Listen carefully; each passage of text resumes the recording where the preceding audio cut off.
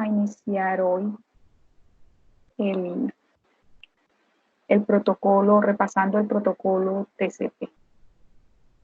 Bien, entonces, ¿qué tenemos con el protocolo de transmisión de control o TCP? Decimos que es un protocolo de capa 4, o sea que está en la capa de transporte. ¿Cuál es la funcionalidad de la capa de transporte, digamos, en términos generales?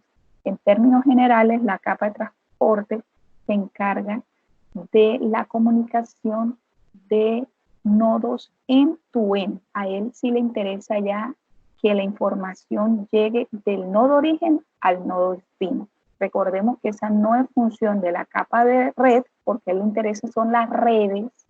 Tampoco es función de la capa 2, porque a él le interesa son los nodos adyacentes. En este caso, la función, repito, de capa 4 es la comunicación end-to-end.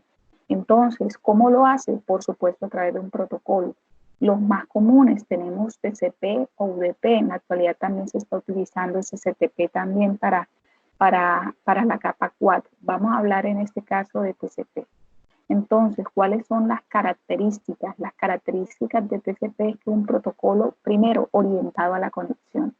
Quiere decir que establece, utiliza y libera unos recursos para hacer el paso de datos entre origen y destino. Funciona a través de ráfagas o de manejo de strings. En este caso ya no hablo de strings de paquetes, sino de strings de segmentos TCP, que es el nombre que se le da a los datos en esta capa si estamos hablando de TCP. TCP me garantiza confiabilidad. ¿Por qué hablamos que no me garantiza confiabilidad? Porque tiene unos mecanismos para garantizar que todos los datos lleguen y que lleguen en orden. Entonces, vamos a ver después cómo lo hace. El control de flujo también hay un mecanismo que utiliza para garantizar que un emisor rápido no sature a un receptor lento. Eso también lo vamos a ver. Con respecto a la operación, pues se supone ya en la actualidad la mayoría de protocolos son full duplex, quiere decir que soportan que al mismo tiempo en paralelo se esté enviando y recibiendo, enviando solicitudes y recibiendo también enviando respuestas y recibiendo solicitudes en el mismo instante T0. Y la multiplexación en capa 4 se refiere a que yo puedo efectivamente tener múltiples conexiones a N usuarios disponibles con un solo proceso TCP. Ahora, esto ya lo dijimos orientado a la conexión, ahorita vamos a ver cómo es que establece, cómo usa y cómo libera esa conexión. ¿Cómo me garantiza este punto de confiabilidad? Porque uno de los mecanismos que utiliza son los mensajes de reconocimiento. Vamos a ver que esos mensajes de reconocimiento usan unos campos dentro del header TCP. El mecanismo para hacer control de flujo es ventana deslizante. También vamos a ver cómo funciona ventana deslizante para TCP. Bien, entonces la característica principal de TCP es la confiabilidad. Lógicamente eso tiene un costo a nivel computacional. La multiplexación, como les estaba comentando, es, digamos, ese mecanismo en capa 4, porque yo también puedo hablar de multiplexación en capa 1, pero no es el punto. El punto es aquí en capa 4 se refiere a que en un host de red, ¿cierto?, que está soportado por un direccionamiento IP, yo puedo tener múltiples puertos TCP abiertos en simultáneo. Entonces yo puedo tener el puerto 80, el puerto 21, el puerto 23, etcétera. Los puedo tener todos abiertos, soportados por el protocolo TCP. Y este a su vez puede atender a N usuarios en paralelo que le hagan consulta. Esos usuarios están representados por procesos, porque recordemos que estamos hablando de un modelo cliente-servidor y aquí estamos hablando en realidad de un proceso cliente y un proceso servidor. Entonces, cuando estamos hablando de los clientes, en realidad son N procesos clientes en simultáneo que hacen solicitudes a ese puerto, en este caso TCP. Bien, este es el header de TCP y consiste en, el primer campo me habla del puerto origen o fuente y el puerto destino. Entonces aquí vemos que no utilizamos ni direcciones MAC como en Internet, ni direcciones IP, sino que hablamos de números de puertos. Estos son números de puertos lógicos, ¿cierto? Que van del 0 al 65.535. Entonces, el puerto es el que me va a identificar los procesos de capa 4, tanto el que hace la solicitud como el que la va a recibir. Posteriormente me habla del número de secuencia. Recordemos que una de las características de TCP es que me garantice el orden de los segmentos del lado del receptor. Entonces, por supuesto, debe haber un ID que represente a cada segmento para poder después hacer el proceso de reordenamiento en caso de que lleguen en desorden, que puede darse el caso porque pueden tomar diferentes caminos en capa 3. Después tenemos el número de acuse de recibo. Entonces vamos a ver que ese número de secuencia es un count, ¿cierto? Un contador. Y si yo estoy un contador 100, el número 100, el número de acuse de recibos también es un count, pero es un count más 1. Ahorita les voy a dar el ejemplo. Es, si yo recibí, el último que recibí fue el 80, yo le voy a decir que le acuso el 81, porque le estoy diciendo que estoy esperando. El siguiente que espero es el 81. Quiere decir que del que reciba es ese número más 1. Entonces, si tú me envías el 20, yo te voy a acusar el 21. Te voy a decir, bueno, listo, me llegó el 20, el próximo que espero es el 21. ¿Qué más tenemos? Tenemos el caso de los bitcodes, que son básicamente flags. Son unos campos bandera de un solo bit. Vamos a ver cuáles son esos bits. Entonces aquí tenemos dentro de ese campo bitcode, podemos tener el bit urgent, el bit ACK, el push, el reset, el SYN y el FIN. Cada uno con digamos que un sentido, un propósito. Entonces aquí con el urgente estoy diciendo, si lo pongo en 1, que el puntero urgente es válido. Vamos a ver que hay otro campo que se llama urgentes. Entonces, si es válido, va a estar en 1.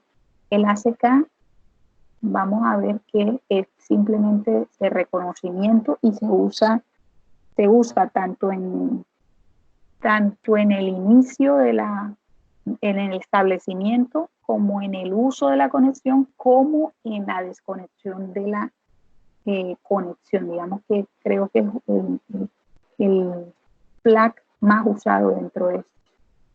Tenemos el push, que indica que se llevan datos dentro del payload del segmento TCP.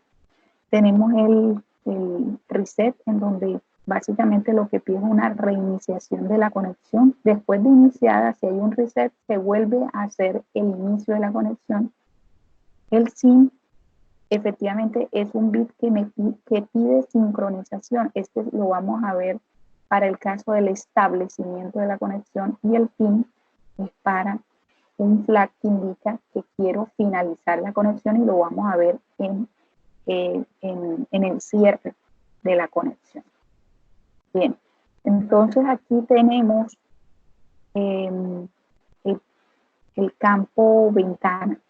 El campo ventana es un campo que se va a usar para garantizar algo que se llama el control de flujo. Entonces, antes de irnos para esto, les voy a mencionar este que no se resaltó, y es la longitud de la cabecera. ¿Por qué es necesario? Porque aquí hay unas opciones variables. Entonces, ahora sí, vámonos para el campo ventana. Entonces, aquí nos lo pone.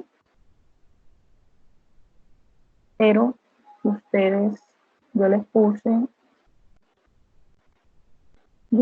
en las presentaciones por aquí algo que llama control de flujo TCP y esas son las que voy a abrir en este momento.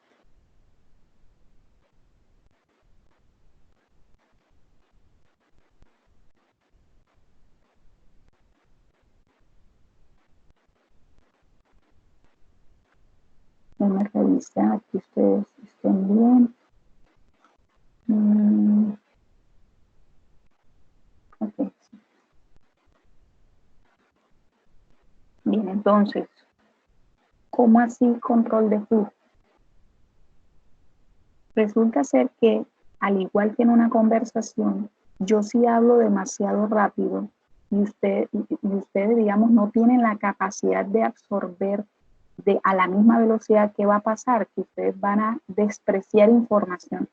Eso en comunicaciones también puede pasar cuando una interfaz emisora es más rápida que una interfaz receptora que es más lenta. Entonces, esto es un efecto en realidad no deseado porque en telecomunicaciones, ¿qué va a pasar con ese receptor? Que va con esa información que no puede procesar porque el buffer se llena, entonces él la va a descartar, cosa que no queremos porque no queremos que la información se pierda, menos en TCP. Entonces, TCP lo que hace es introducir un mecanismo que regule esa velocidad. Entonces, ¿cómo lo hace? Prohibiendo el envío de segmentos TCP hasta que el receptor no haya procesado los que tiene en su buffer. Este mecanismo se llama ventana deslizante. Entonces, esa ventana en realidad es un término similar a un buffer. Entonces, del lado del emisor vamos a ver que se encoge cuando las tramas se envían. Entonces, si yo tengo cinco segmentos, en este caso, 5 segmentos TCP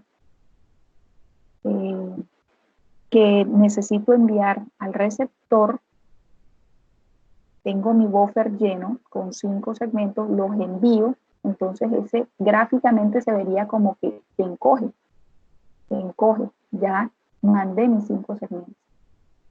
Bien, ¿cuándo vuelvo yo a expandir o a volver a tener disponible esas 5 casillas de mi buffer? Cuando recibo los ACK de las tramas antes enviadas. Cuando ya recibo otra vez esos 5 ACK de las tramas enviadas, entonces otra vez tengo mi buffer disponible a 5 casillas. En el lado del receptor se encoge cuando recibe las tramas de datos. Entonces, digamos que recibió 5 tramas. Entonces, la ventana deslizante del receptor se va a expandir cuando envía los reconocimientos. Cuando otra vez puedo recibir, en este caso, otras 5 tramas cuando envíe los reconocimientos. Vamos a verlo en este ejemplo. Entonces, aquí tenemos emisor de este lado y receptor del lado derecho de su pantalla. Bien, entonces en el instante 0 milisegundos se crea la trama T1, en las 10 milisegundos se envía la trama T1, a los 20 milisegundos ya la T1 está llegando y ya se ha enviado también la T2. A los 30 milisegundos ya se ha enviado la T3, ¿cierto? Pero al mismo instante se ha creado el reconocimiento de la trama 1. A los 40 milisegundos se envía la trama 1, pero todavía va en camino el reconocimiento de la trama 1. Y a los 50 milisegundos se ha creado la trama 6, pero no se ha enviado. Se ha enviado hasta la trama 5. ¿Cuándo ya se puede liberar la trama 6? Cuando me llegue el reconocimiento de la trama 1. Quiere decir que yo aquí tengo una ventana de diseño 5. 5, ¿por qué? Porque esas son las tramas que puede enviar el emisor sin haber recibido ningún reconocimiento. 5 es lo máximo. Si no recibe SK1, no se envía T6 simplemente. Bien, entonces ese tamaño de ventana viene dado, es un tamaño que en realidad varía con el tiempo, no es un número exacto o estático. Por eso cuando se captura tráfico TCP, ese tamaño varía de segmento a segmento TCP. ¿Por qué? Porque depende del tiempo de propagación o del delay que se esté tomando ese segmento en ir hasta el destino. La velocidad de transmisión, o sea, eso depende también de la velocidad de las interfaces, por supuesto, y del tamaño, en este caso, del segmento TCP. Entonces, si nosotros le diéramos valores a esta fórmula con un tiempo de propagación de 20 milisegundos, ese es el tiempo que se demora de ir emisor a receptor, de una velocidad de interfaces de 64 kilobits por segundo, de un tamaño de trama de 640 bits y tamaño de ventana teórico sería de 5. Vamos a ver que eso es teórico porque el número de tamaño de ventana es muchísimo más alto en la actualidad que esto. Esto es simplemente unos valores académicos. Esta es otra forma de ver el ejemplo de la ventana. Digamos que te muestran el buffer de forma circular. Tienes un buffer de 8 casillas del 0 al 7, igual que en el receptor. Entonces, en el instante A1 es el instante inicial en donde el emisor no ha enviado nada, el receptor tampoco ha recibido nada, pero digamos que ahí tiene la disponibilidad. Después, en el B, se ha enviado la primera trama en el emisor, ¿cierto? Simplemente. En el C, se ha recibido la trama, entonces fíjense que se corre aquí el buffer a un estado en 1. Y en el D se ha enviado el reconocimiento o el ACK aquí. Entonces ya el buffer del emisor está disponible otra vez con todas las casillas, o sea, tiene otra vez las liberadas, por así decirlo, las 8 casillas disponibles, o sea, que puede enviar hasta 8 tramas sin recibir un ACK. Hay dos tipos de ventana deslizante.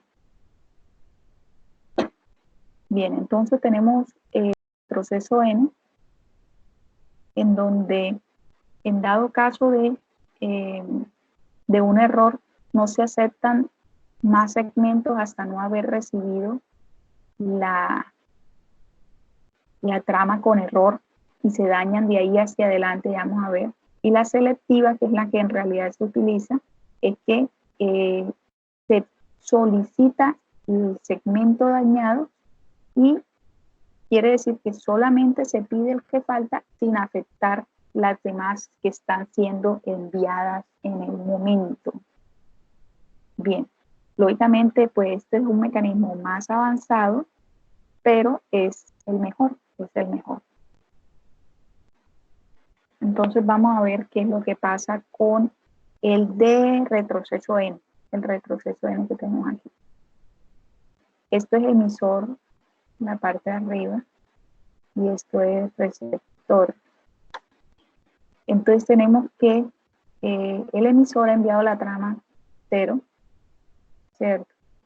Después ha enviado la trama 1 y en otro instante diferente, por supuesto, lo ha recibido el ACK de 0, el emisor, y el ACK de 1 en otro instante diferente lo ha recibido el emisor.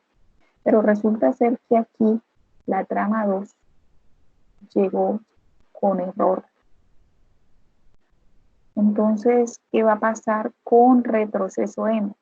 Que se van a dañar, el receptor no va a aceptar más tramas de ahí en adelante hasta que no me vuelvas a enviar la 2 de forma correcta. Eso es lo que pasa con retroceso M. Y así se sigue el proceso normal de envío y reconocimiento. Con repetición selectiva pasa lo siguiente. Tengo la trama 0, se envía, se recibe, se envía, se recibe la 1.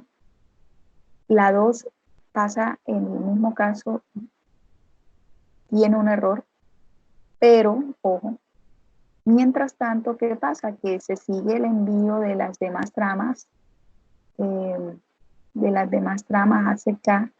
disculpen, de la trama 3, 4, 5, 6, 7, 8, quedan encoladas, ojo, quedan encoladas, pero se reciben, ojo, no se descartan, sino que se reciben. Después, por supuesto, TCP me debe garantizar de que me va a llegar la 2 en un instante después, pero me tiene que llegar.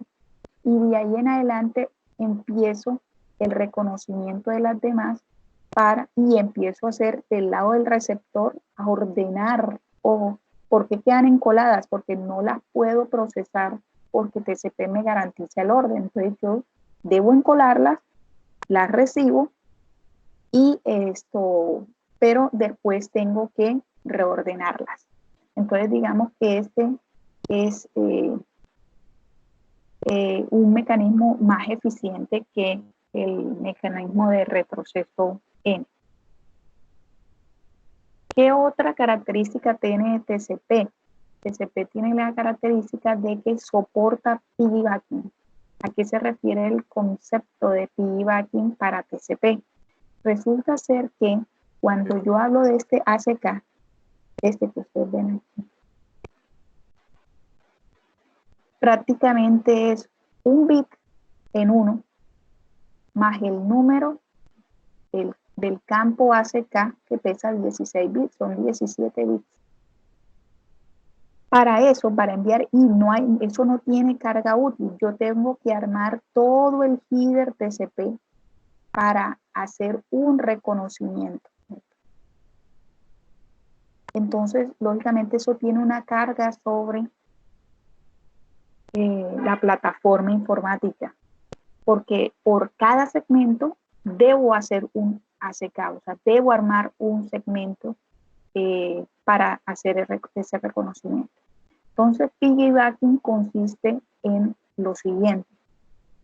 Pensaron, bueno, pero en lugar de enviar inmediatamente el ACK, ¿por qué no esperamos un tiempito, ¿cierto?, a que se tenga algo que enviar con datos, y ahí aprovechamos y metemos el ACK de la información anterior?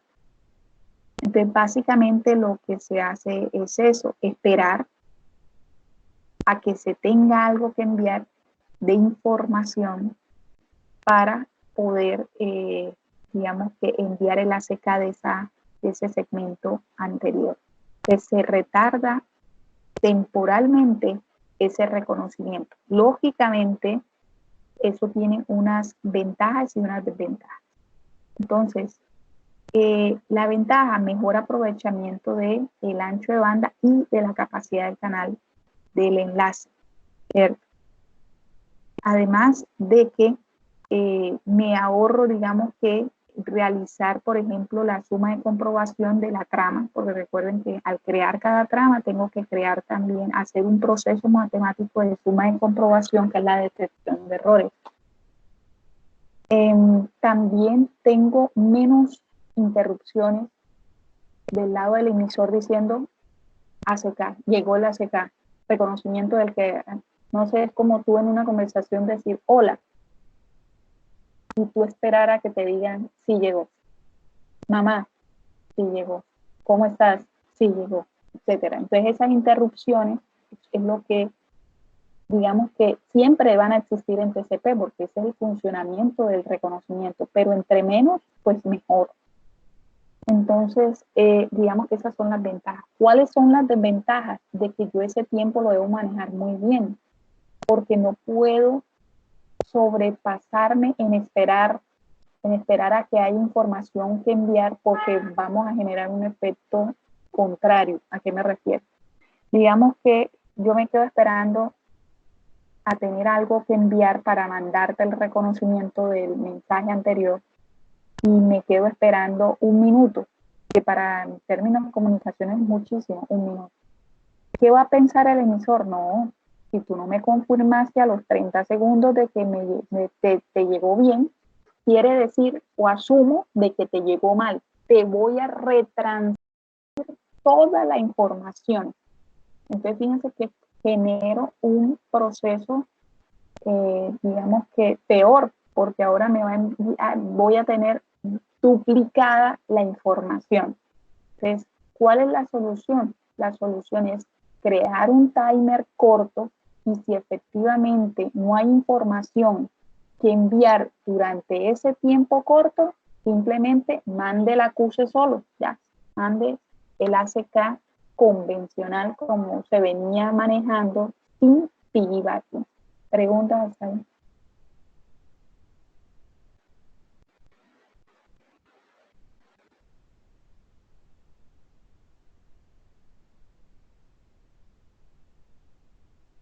¿No hay preguntas? Profesora, todo está quedando claro.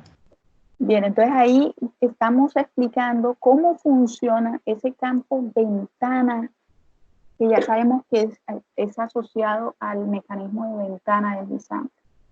Bien, entonces fíjense que ahora seguiría el campo suma de verificación, que hace referencia, bueno, aquí el ejemplo de un tamaño de ventana de 3. Digamos que creo que eso quedó claro.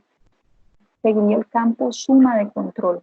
Entonces ese campo suma de control pesa 16 bits y básicamente es una suma binaria, lo que hace es sumar todo los contenidos de la cabecera y del payload en palabras de 16 bits. Quiere decir que coge la información y la fragmenta en bloques de 16 bits. La suma, esa suma es la que se almacena en ese campo, suma de control. ¿Qué hace el receptor cuando le llega? Vuelve y suma todo lo que le llegó y le debe dar exactamente igual que lo que está almacenado en el campo suma de control. Si no le da igual, el que va a asumir que hay un error. Entonces, ¿qué es lo que hace TCP? TCP pide retransmisión de el segmento que aparece dañado. Recordemos el mecanismo de ventana deslizante, el de repetición selectiva. Él pide de un segmento dañado en específico, pide esa retransmisión precisamente porque no le da lo mismo, la suma le debe dar lo mismo para asumir que no hay error. El campo urgente, entonces ahí va a colocar el número de secuencia de, en realidad del objeto no, sino del segmento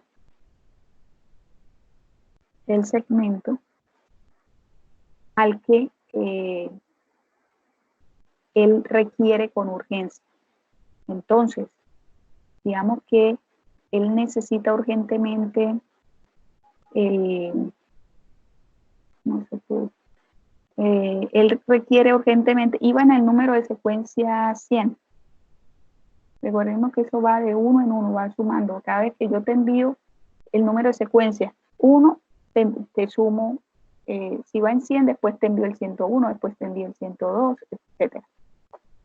Si quiero como poner un flag o un indicador de que el emisor necesita enviar esos datos de forma urgente, lo que debo decirle al receptor es cuál es el número de secuencia más 1 de la información que necesito con urgencia. Por eso dice, apunta al número de secuencia al que seguirán los datos urgentes. Por eso debo solicitarlo +1. Bien, denme en este punto mirar si no hemos saltado nada. Bien, los estados de TCP. Entonces ahora sí vamos a ver cómo se establece la conexión. En TCP hay un término famoso que se refiere al triple o saludo de 3 vías. Ese saludo de 3 vías lo estamos viendo aquí. Vamos a sacar el lápiz. Este es el saludo de 3 vías. Aquí va el primero. Un momento.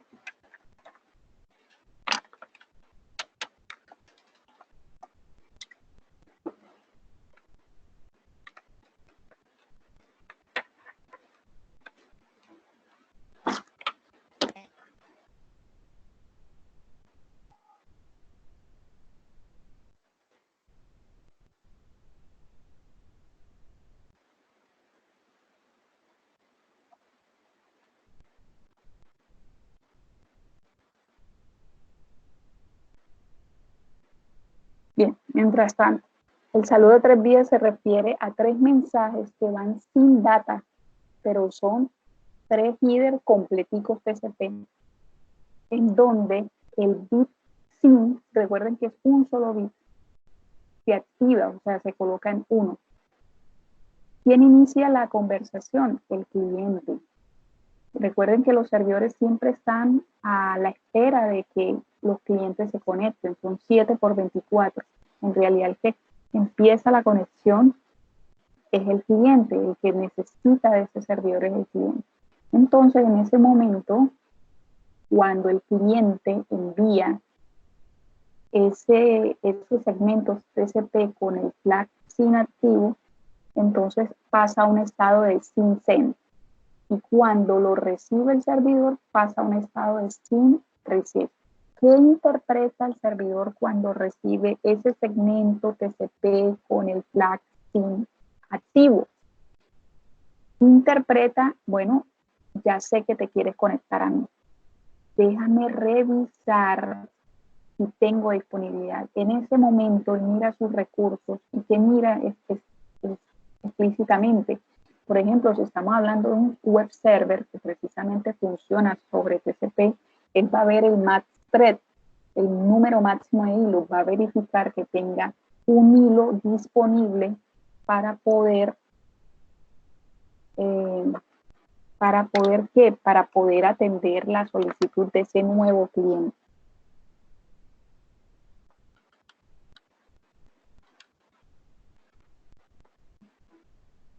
Ahora sí.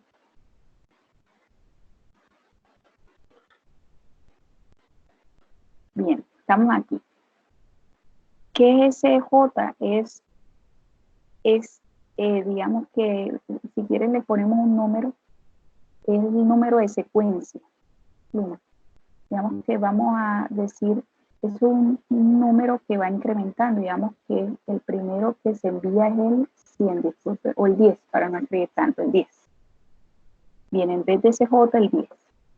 Entonces, aquí va a enviar el servidor si tiene disponibilidad para tener ese cliente, le va a armar un segmento TCP con el flag SYN y ACK en 1. O sea, activa la bandera SYN y la bandera ACK en 1.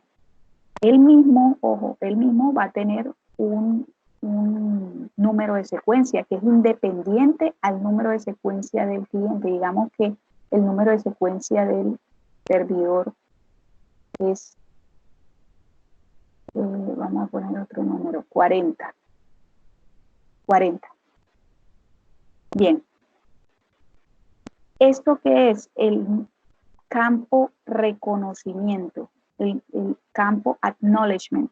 Fíjense que él le está diciendo J más 1, quiere decir que aquí va el número 11, diciéndole que interpreta aquí el cliente cuando llega ese segmento. Primero, interpreta si tienes disponibilidad para atenderme, porque me estás diciendo, sí, sincronicémonos, estoy de acuerdo, y me llegó tu mensaje 10. ¿Cómo interpreto que me llegó? Me está diciendo que le llegó bien el mensaje 10 porque me está diciendo que el próximo que le debo enviar es el 11. Bien, posteriormente ya el cliente está establecido, pero falta un mensaje para terminar la conexión TCP.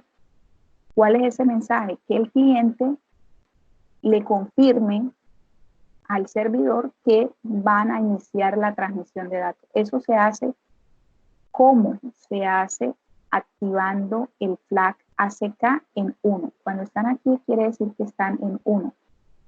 ¿Y qué es lo que le estoy diciendo aquí en el CAMA 1? Es el acknowledgement, el reconocimiento. ¿Qué sería aquí? El número que sería aquí, esto sería igual a 41, diciéndole, me llegó tu segmento 40, bien. El próximo que espero de ti es el 41. Ya a partir de aquí ambos están en established y se puede enviar datos. Antes no. Antes no se puede enviar datos. ¿Qué traduce que puedo enviar datos? Por ejemplo, si estoy hablando de un web server, ahora sí va a aparecer aquí tráfico HTTP. Antes no puede haber tráfico HTTP. Eso lo podemos hacer ahorita capturando tráfico. Primero va a haber el establecimiento y después es que funciona HTTP, su HTTP query, el response, digamos que funciona HTTP de forma convencional. Cuando ya el cliente ha consumido los recursos del servidor y dice no tengo más nada que consumir, él es el que también inicializa el proceso de desconexión. Entonces, cuando él envía el flag fin en 1, ¿cierto? Se pone en un estado fin wait, esperando finalizar. Y pasa lo mismo con los números de secuencia. Entonces, aquí dentro de los datos se sigue el orden de la secuencia. Aquí yo envié el 10, aquí envié el número, aquí no aparece el número de secuencia, aquí sería el 11. Aquí recuerden que este es el reconocimiento. Aquí, repito, sería el 10. Aquí dentro de la información, digamos que se mandaron dos mensajes, entonces el 12, el 13. Aquí entonces este sería el 14. Lo mismo pasa a este lado, yo envié mi número de secuencia era el 40. Recuerden que son números independientes de lado y lado.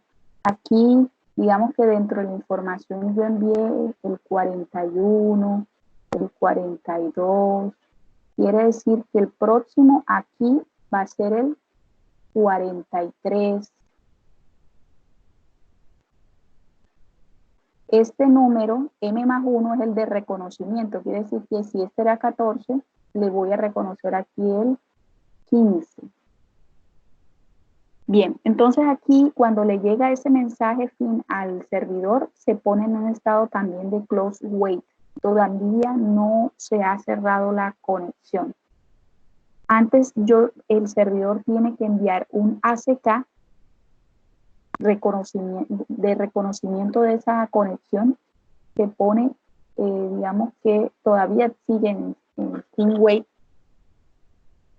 Entonces, fíjense que aquí la desconexión se hace en 4 vías. La hace el cliente, fíjense aquí está, pero también la hace el servidor, también la inicializa el servidor. Faltaría ese fin del servidor y el ACK que le pasa del cliente al servidor. Ahí sí, ambos, en realidad aquí faltó, ahí, aquí en este punto, ya se pone también, se termina la conexión. Esto quiero que lo vean aquí. De pronto ahí se ve diferente pluma. Número de secuencia. Recuerden que es el número que va incrementando cada vez que envío un mensaje. El número acuse de recibo es el número, no sé, de la secuencia del otro dispositivo más 1. Y el bit code, que son, por ejemplo, los que se activan, aquí están. Lo que vimos fue ACK y el PIN, por ejemplo. Es un bit, simplemente que se activa y se pone en 1. Eso era lo que estamos viendo ahí. Los puertos, pues, estamos hablando de puertos clientes, recordemos que es superior a 1024. Ahorita les muestro la lista de puertos, entonces pongámosle un 10.000 hasta el 65.535. Y si es un web server, ya sabemos que por defecto es el puerto 80. Pues aquí es la misma conexión que les mostré. Y entonces vamos a hacer una pequeña prueba de concepto de lo que acabamos de ver. ¿Preguntas hasta ahí?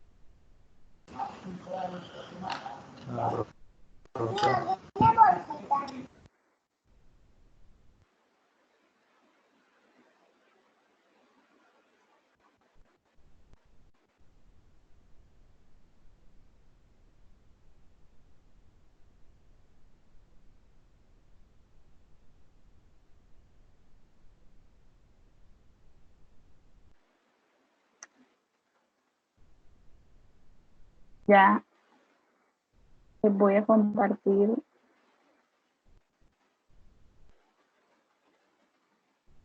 Bien. Bien, entonces lo que vamos a hacer es, vamos a compartir tutorial. Y lo que van a hacer es que van a abrir su browser y vamos a colocar la búsqueda por nombre.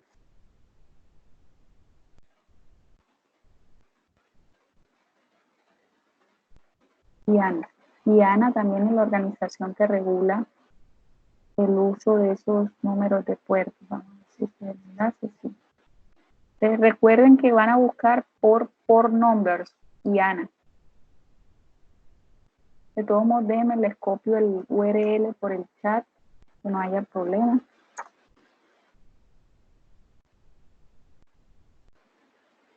Bien, entonces ahí, como la propaganda de las páginas amarillas, si no está ahí, no existe. Entonces ahí están todos los números de puerto. ¿Por qué hay 2 de cada uno? Porque puede ser TCP o puede ser UDP. Por eso cuando se les pregunta cuál es el número de puerto, en cualquier caso, ustedes tienen que ser específicos en cuál es el puerto que se utiliza. Entonces me tienen que decir 80 TCP, 80 UDP, porque son 2 puertos totalmente diferentes. O sea, pueden servir para cosas totalmente diferentes. Es más, en el caso de SCTP, pues también habrá SCTP, miren, otro, miren, TCP, UDP, SCTP, DSCP. Entonces tienen que ser específicos en cuál es el puerto. Busquemos uno bastante común, el puerto de FTP 21, de SMTP, de Telnet, pues ahí estará el 80, que es tan común, ahí están todos. Pero ¿qué es lo que me interesa mostrarles más que uno por uno? ¿Cuáles son los rangos de puertos? Entonces vamos a hacer zoom para que veamos aquí. Entonces dice, los números de puertos son asignados de varias formas, basados en 3 rangos. Los puertos de sistema son del 0 al 1023. Estos números de puertos son asociados generalmente a servidores viejitos. ¿Cuáles son los servidores viejitos? Telnet, DNS, DHCP, HTTP. Fíjense que están todos dentro de este mismo rango. Ahora dice, usuarios de puertos, disculpen, puertos de usuarios del 1024 al 49.151. Resulta ser que aunque el nombre diga user port, aquí dentro hay servidores nuevos. Si yo me voy a Skype, me voy a servicios más recientes, generalmente podemos encontrar puertos aquí dentro de este rango. Pero definitivamente el rango de puertos privados o dinámicos es del 49.152 hasta el límite que es 65.535, siempre va a ser referencia a puertos de usuario, siempre. Entonces, digamos que esta es la fuente fidedigna si quieren consultar cuando no saben a qué servicio hace referencia X puerto, la IANA es el que lo administra. Si no está ahí, no existe. Bien, ¿pudieron consultar sin problema? En el caso de los user port, también están todos registrados. No, algunos, porque no todos están usados para servicios nuevos. Los primeros están usados para servicios nuevos. Si quieren, buscamos, vamos a buscar aquí el primero, vamos a buscar el 49.152.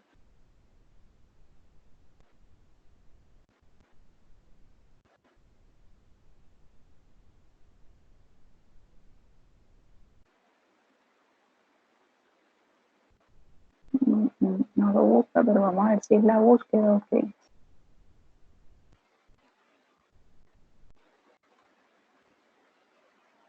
No es la búsqueda, no están. Pero podemos capturar tráfico en donde ustedes se darán cuenta que hay servicios que están usando puertos dentro de ese rango. Porque, disculpen, es que es este rango. Por eso es este rango. Vamos a buscar el 1024, ahora sí. Está buscando el que no era. Pues no, pongamos uno más grande. Pongamos el 2000, que entraría aquí. El 2000. Miren, ahí está. Lo utiliza Cisco para algo, ¿no? Desconozco que es CCCP, pero lo utiliza. Por eso, porque es que en la actualidad no hay solamente 1023 servicios, porque el 0 está reservado, no hay solamente 1023 servicios, hay muchísimos más servicios. Entonces, les tocó coger este rango también para identificar servicios. ¿Sí quedó claro? Sí. Bien, listo. Entonces, el puerto es fundamental para identificar el servicio. Bueno, no sé, aquí vamos a coger esta imagen y les voy a poner el ejemplo. Este equipo tiene una IP, pongámosle 192, 1, 1, 1. Y esta tiene la 192, una del mismo rango. 1, 1, 2. Bien. La comunicación entre estas máquinas se puede hacer, sí, pero a nivel de red. No se puede dar a nivel de proceso si no se posee un número de puerto. ¿Por qué? Porque esta IP identifica la interfaz de red, la NIC. Llegaste a la NIC ahí. Ajá, pero ¿qué puerto vas a comunicar? O sea, aquí hay muchos procesos corriendo. Hay N procesos en cada máquina. Hay N procesos. Entonces, la NIC es nada más la puerta de entrada a los procesos. Tú necesitas identificar proceso por proceso. No es posible hacer una comunicación con de capa 4 y de capa de aplicación si no identifico el proceso. Por eso es indispensable los números de puerto. Porque aquí, si este es un web server, aquí el 80. Yo aquí puedo tener otros procesos corriendo con otros, no sé, con otros puertos diferentes, ¿cierto? Es más, con puertos asociados a procesos clientes y a procesos servidores. Pero entonces, repito, el identificador tiene que consistir en IP, 2 puntos, el puerto. En este caso, el 80. No me sirve nada más la IP. Lo mismo pasa aquí, porque yo aquí tengo varios procesos. Pueden ser todos clientes, pero son procesos diferentes, identificados con puertos diferentes. Entonces, yo debo identificar cada proceso con un número de puerto diferente. ¿Cuál es la diferencia entre aquí el proceso cliente y servidores? Recordemos que los servidores son 7 por 24, 100, por eso están siempre en RAM corriendo. Siempre va a prestar algún servicio, ya sea en hardware o en software, y se identifican por IPs y puertos estáticos. O sea, no los puedo estar cambiando porque entonces, ¿cómo me van a localizar? Es como yo estar moviendo mi local, ¿cómo me van a localizar mis clientes? Yo tengo que tener tanto la IP como el puerto estático, siempre el mismo. A diferencia de mi cliente, el cliente sube a memoria RAM, es a solicitud del cliente, no está 7 por 24. Fíjense el caso del browser. El browser tú le haces doble clic y lo subes a RAM cuando lo necesitas. En ese momento es que se te abre un puerto. ¿Qué otra cosa? Es consumidor de recursos. ¿Y qué otra cosa? Se identifica por un puerto variable. O sea, ahí en el momento en que el browser inicia en memoria RAM, se coge un número pseudoaleatorio dentro del rango que les mencioné, que hace parte del rango de puertos dinámicos.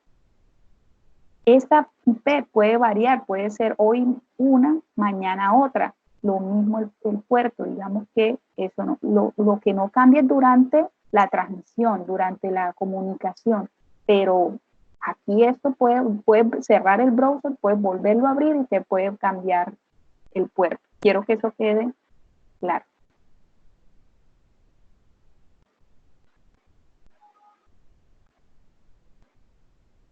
Bien. De todos modos, les voy a repetir el comando para consultar las conexiones activas. El comando es netstat. Menos, si es más, yo lo puedo filtrar por protocolo y le puedo decir que nada más me muestre las conexiones que tengo con el protocolo TCP. Y ahí me está mostrando puerto. Me está mostrando puerto, dirección local, puerto local. Fíjense que un puerto alto dentro de esos puertos dinámicos. Dirección local, remota, en este caso, y puerto remoto. En este caso, fíjense que no me muestra el puerto, sino el protocolo.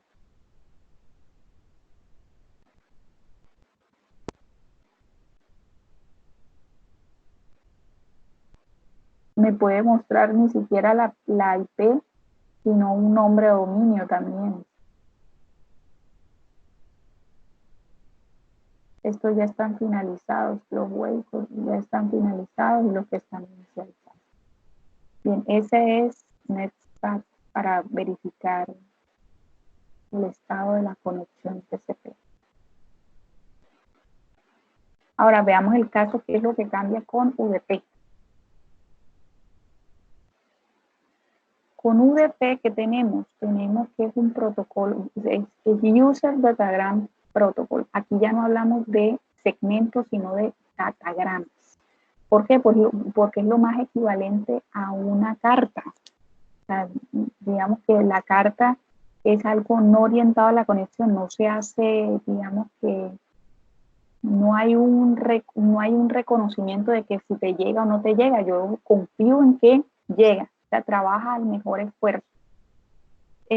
Digamos que es un protocolo ligero que no te garantiza que llegue toda la información, ni te va a garantizar orden, pero ¿qué gano con eso? Que voy a tener menos campos, no tengo tampoco control de flujo, quiere decir que también voy a tener un mecanismo voy a tener menos delay, y eso me lo hace un protocolo bien ligerito. ¿Qué protocolos usan UDP en capa de transporte? El caso de DNS, de CNMP, que es un protocolo de administración remota, de DHCP, que lo vamos a ver, RIP, que es el que vimos ayer, trabaja sobre UDP, y de TFTP, que es la versión de UDP, de FTP sobre UDP, porque FTP solito funciona sobre TCP. Entonces, UDP me quita, digamos, que carga de la cabecera, y eso hace que sea un protocolo más ligero. ¿Qué otra cosa tengo? Que es no orientado a la conexión. Quiere decir que no establezco ni libero una conexión. Simplemente envío los datos cuando la capa superior, o sea, la capa de aplicación, tiene algo que enviarle a otro nodo. Simplemente lo encapsulo ahí en el payload y lo bajo a la siguiente capa enseguida. No tengo que esperar ningún establecimiento, nada. Digamos que es mucho más rápido. Entonces, ¿qué pasa si del lado del receptor llegan en desorden los diferentes datagramas que hacen parte de un mismo stream? Puede pasar porque pueden tomar diferentes caminos en el momento de enrutarse en capa 3. Entonces,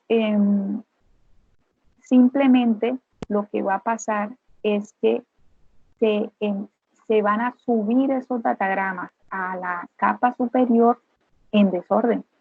Eso es lo que va a pasar. Se reciben en desorden y se suben en desorden esos segmentos UDP. Fíjense lo ligero que es un mensaje, un header UDP. Nada más tiene el puerto origen, el puerto destino, que eso sí pesa lo mismo que en el caso de TCP 16 bits, la longitud del datagrama UDP y el checksum, que ya sabemos que es una suma para verificar si hubo o no hubo errores. Entonces vamos en este momento a capturar tráfico para evidenciar cómo funciona TCP y cómo funciona UDP. Vamos a tratar de capturar tráfico de ambos para que miremos cómo funciona.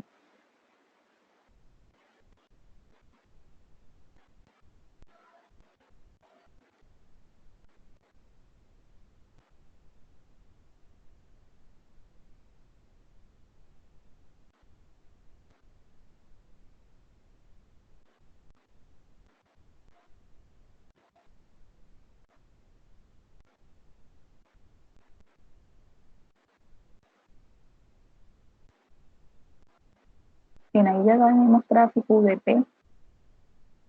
Fíjense que está en capa 4, aquí tenemos capa 1, capa 2, capa 3, capa 4.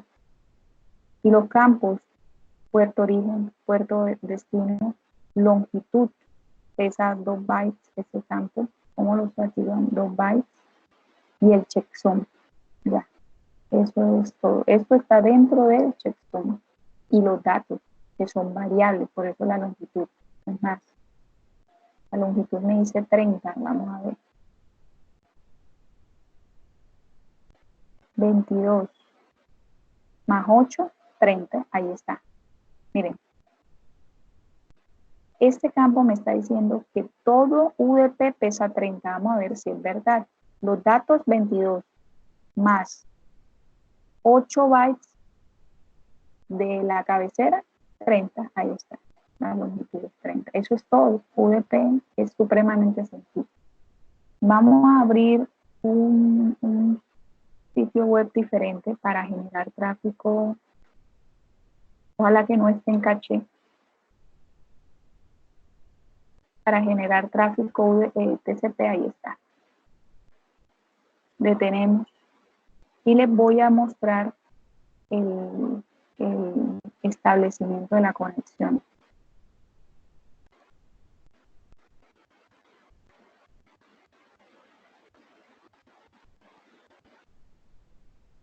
Bien. Tienen que pensar que como aquí hay varios protocolos, entonces puede que no estén los 3 punticos, pero sí van a estar en orden. Porque, por ejemplo, aquí se metió un UDP, pero vamos a buscar. Les voy a filtrar por protocolos, más fácil.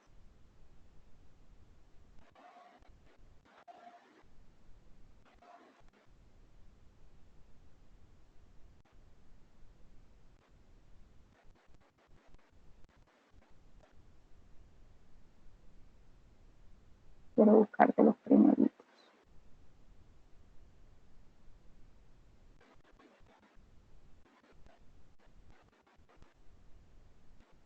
No, puro reconocimiento. Ya eso ya es enviando información. Quiero buscar de los primeros.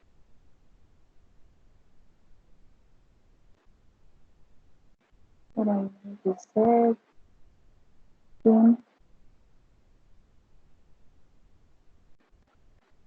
Miren, sin AZK.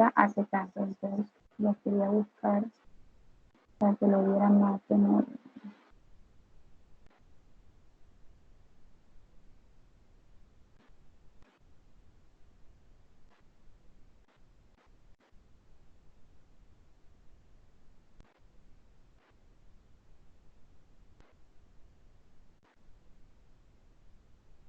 Bien, este hace parte de una sola conversación. Miren el SIN.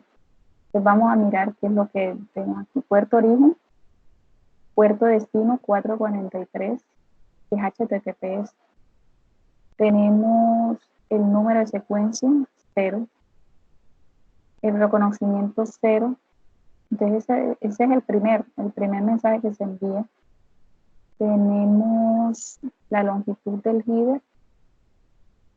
Tenemos un 32 bytes. Los flags. Entonces ahí debe estar el SIN en 1. Miren, está seteado. El Windows size, miren, 8192, indicando de que se pueden recibir hasta 8192 bytes sin recibir ACK. Y el checksum, ahí está. El urgent no se está usando, 00 con 16 bits no se están usando, entonces va todos en 0. Y la parte de opciones, pero no tienen, miren, no tienen payload, ¿cierto? No tienen un payload, porque simplemente está iniciando. Luego viene el sin ACK. Entonces fíjense que es lo que cambia, que ese ACK se inicializa en 1 y el sin también debe estar en 1.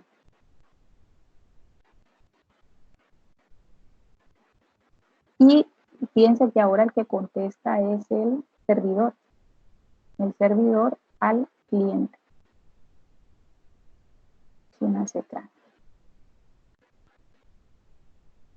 Bien, sin payload, no tiene payload. Después viene el ACK. Entonces, ¿quién lo coloca? El cliente al servidor. Y en los flags, el único activo es el ACK.